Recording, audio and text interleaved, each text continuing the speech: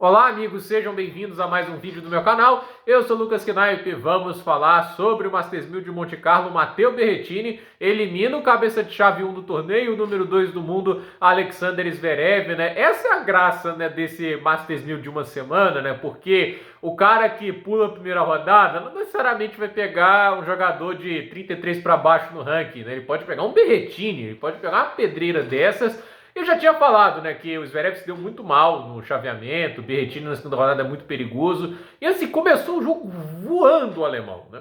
Voando, jogando uma barbaridade, né? Ele distribuindo o jogo no fundo de quadro, que é uma maravilha, mas o jogo foi passando, o Berrettini foi crescendo, o Berrettini não ia desistir depois de um primeiro set ruim, ia lutar. E passando o jogo, a gente viu a situação acabar se desenrolando de uma maneira que o tenista italiano conseguiu buscar a virada. E assim, uma virada merecida, é uma grande vitória para o Berrettini. Tecnicamente falando, é a maior vitória da carreira do Berrettini em termos de ranking, né? Ele nunca havia ganhado o número 2 do mundo, né? Até um pouco curioso pensar isso, porque é um finalista de Grand Slam, é um cara que já foi semifinalista de US Open, Australian Open, já fez quartas de final em Roland Garros, né? Mas é aquele negócio, né? Ele tem um problema no jogo dele, que é o backhand, que, assim, não vai tirar ele de um nível muito competitivo, mas ao mesmo tempo parece ser um limitador para ele conseguir ganhar dos nomes mais fortes do tênis, né? E assim, ele tem uma vitória agora contra o Djokovic, já ganhou do Alcaraz, mas a verdade é que assim, a gente vê que os jogos são duros, mas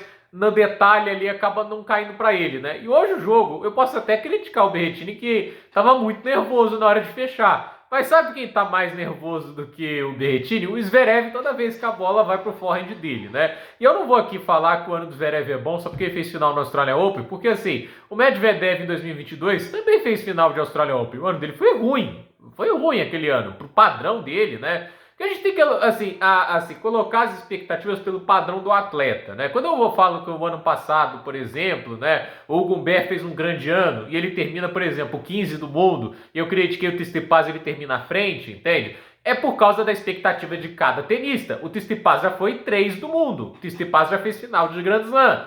Ele já provou anteriormente nível mais alto do que ele vinha demonstrando. O Humbert não. O Humbert chegou ao ranking mais alto da carreira, ele parecia estar dando um passo em diante, entende? Cada tenista tem expectativas. Eu não posso exigir do Jordan Thompson o mesmo que eu vou exigir, por exemplo, do Alexander Zverev. O Zverev é o 2 do mundo. O Zverev fez final em 2 dos últimos 4 Grand Slams.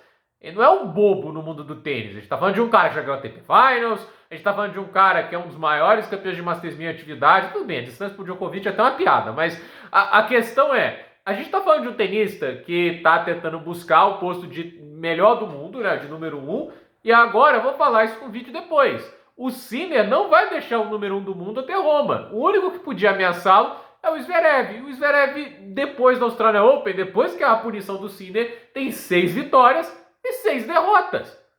Assim, não dá para defender isso.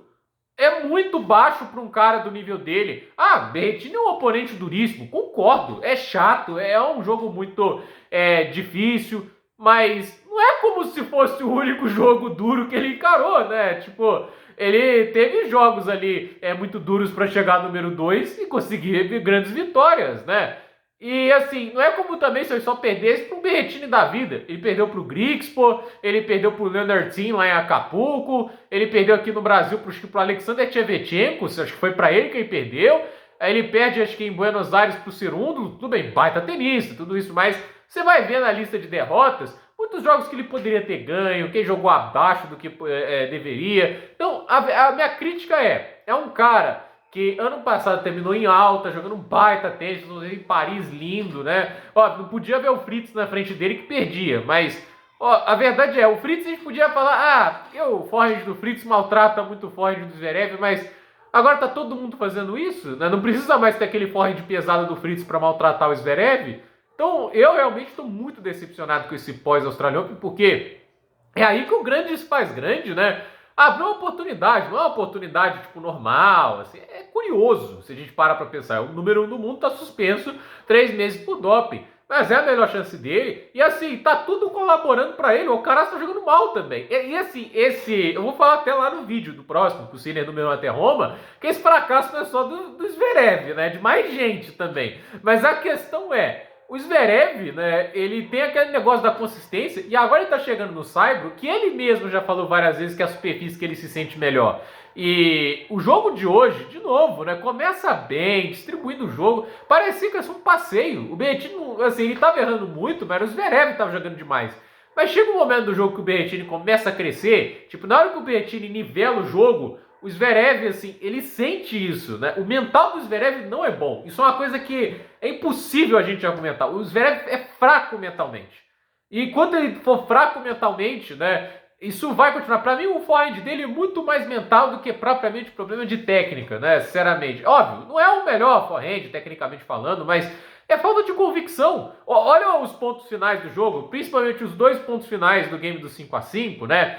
No 40 iguais, aquele pontaço, né? A gente tem 2 backhands paralelos do Zverev, uma condição absurdamente difícil, né? A bola baixa, tudo isso, o cara tira lá de baixo e coloca na paralela, profunda, assim, de uma maneira impressionante. O que o backhand do Zverev faz é uma coisa maravilhosa. É sólido, ele consegue atacar. E aí você vê ali o que é convicção. Ele confia naquele golpe. Então, ele não hesita antes de dar uma bola na paralela. Ele faz.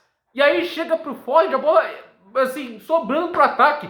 A quantidade de giro que ele coloca com medo de jogar a bola para fora é bizarra, né? E aí o que acontece? Ele coloca a bola dentro de quadra, mas de uma maneira assim que era para matar o ponto, e coloca o Berrettini em posição de colocar mais uma bola e até mesmo contra-atacar. E no final é o que acontece, o Berrettini contra-ataca, tem a vantagem, depois consegue ganhar o ponto que dá a ele a quebra de novo, e aí sacando pro jogo, o Zverev, assim, de novo no forehand, né? Assim, o jogo acabar no forehand, né? Na rede, acho que foi o forehand na rede aquilo ali. Pra mim é sintomático. O cara joga na rede, uma bola sobrando no meio da quadra. Aí é dureza, né? Porque a gente tá falando do número 2 do mundo. A gente não tá falando do quitangueiro da esquina. A gente tá falando de um cara que eu acho que tem mais de 300 vitórias no nível ATP. É um cara grande, se a gente parar pra pensar no tênis. Mas não vai ser gigante, acho que não vai ser lendário, enquanto não ganhar esse Grand Slam. Mas com a cabeça desse jeito, o que me faz acreditar que ele vai chegar em Roland Garros e ganhar o título?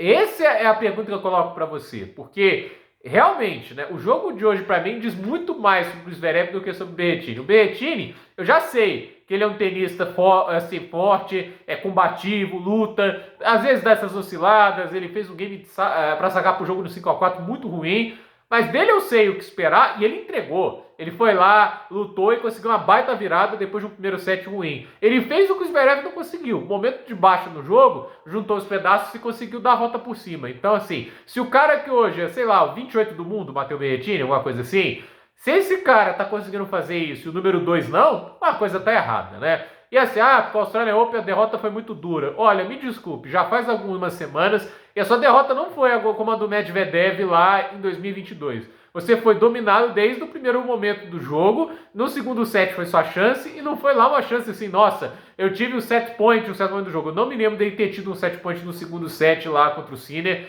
Eu não achei aquele jogo assim, parelho. Quando o Medvedev perde pro Nadal, ele teve 2-0, ele teve durante o terceiro set, né, estava 3-2 para ele, saque do Nadal e 0-40. No game ele tá jogando perfeitamente. E assim, ele levou uma virada e nem acho que jogou mal o Medvedev. Mas lá, o jogo estava muito parelho e dava para ele ter ganhado. Aquilo lá destrói a cabeça de um atleta pelo fato de que era um grande slam que ele não tinha, era a chance de ganhar mais um título para se consolidar como número 1, ele eventualmente viraria 1 naquele ano, mas assim, eu acho que aquilo lá baixou muito o Medvedev como atleta. Então, eu pessoalmente acho que aquele torneio em si, aí eu poderia até entender, porque é uma pancada brutal. Aquilo ali foi brutal, aquela derrota lá. E eu nem acho que foi tanto culpa dele, né? Igual o Zverev perdeu lá pro Thiem, aquilo lá foi bem brutal também. Mas essa derrota pro Sinner, dar esse rebuliço todo, meu Deus, né? 3-0, né? Tipo, você já teve finais de Grand Slam que você pegou melhor. O Roland Garros no ano passado do Zverev foi bem melhor do que essa final de Australian Open. E ele também deu uma pipocada lá. Eu nem posso falar que ele pipocou porque o Sinner controlou o jogo. Fazer o quê? O cara da quadra ficou melhor. Aceita, passa pra frente, vai ter outra chance. Vê o que deu errado na partida e conserta. Não fica se remoendo, porque eu perdi a final da Australian Open. Tantos outros perderam antes de vocês. Você vai ficar chorando, né? Vou falar, vai ficar chorando até quando, né? Se tá lá o cidadão. Por quê? Não dá, né? Vai ficar assim, já são 12 jogos para a Australian Open, 6 derrotas. É esse o padrão que você vai aceitar? Porque você não ganhou do Sinner na Australian Open e você vai continuar jogando mal? Não dá, né? Então, gente, por esse vídeo é isso. Dúvida nos comentários, deixe seu like, se inscreva no canal, compartilhe este vídeo e até o próximo vídeo.